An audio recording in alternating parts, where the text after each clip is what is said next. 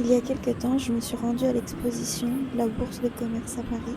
Je suis tombée sur l'œuvre de l'artiste Céleste Boursimoujenot qui s'appelle Clinamen.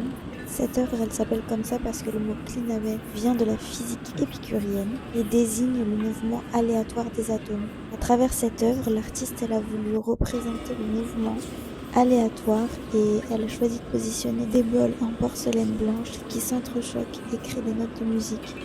Il a été installé sous la rotonde pour que ça permette le reflet de la rotonde dans le bassin, qui rend une image très jolie. Quand les bols s'entrechoquent, ça ressemble un peu à des carillons, à des clochettes. Et à la suite de cette exposition, il y avait plein d'autres œuvres, tout aussi intéressantes et enivrantes que celle-ci.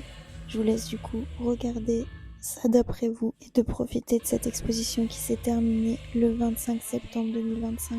L'expo intégrale s'appelait Corps et âme, le thème étant le corps humain, sa représentation spirituelle à travers l'art contemporain. À travers 125 œuvres et cette exposition qui traite entre autres problématiques fortes de l'histoire telles que l'identité, le racisme et les inégalités, on expose à travers ces problématiques la réflexion humaine. Corps et âme est une exposition qui amène à la réflexion autant artistique que politique. Ce que l'on peut retenir, c'est que l'art n'est pas que formel, il raconte des histoires de corps, de lutte et d'âme.